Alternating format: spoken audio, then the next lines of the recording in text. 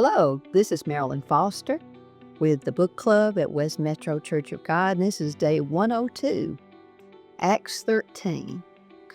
I wanted to share some things with you. The first part of this chapter talks about them having a prayer meeting, and it says that there were certain prophets and teachers at Antioch, and as they ministered to the Lord and fasted, so the Holy Spirit said, separate these certain prophets and teachers to the ministry I've called them to.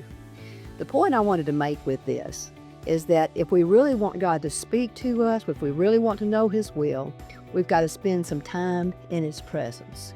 We've got to maybe do without a meal or two. It says they fasted. They had to do it without at least one meal, so they had to be without food for a few hours. And God looks at the fact that we take time to separate ourselves unto Him. And so He wants us to spend time if we really want to hear from God. And they did.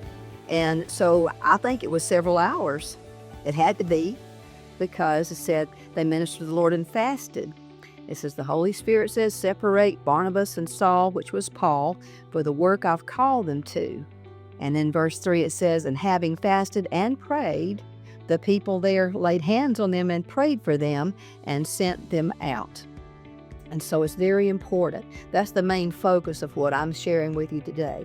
Because after they did that, then the Holy Spirit sent them to Antioch and to Cyprus. They had to deal with a sorcerer and had to cast the devil out of this guy.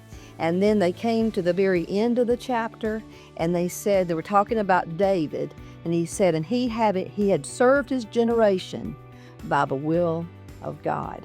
And that phrase is quickened to me, because I know I want this, and I believe you do too, as a believer, that you want to serve your generation by the will of God, no matter what happens. Jesus said in John 16:33, in the world you have tribulation, but be of good cheer. I have overcome the world. And so as we separate ourselves unto God, we spend that time in His presence. We do without a little food so we can really know His voice, really hear His plan for our lives.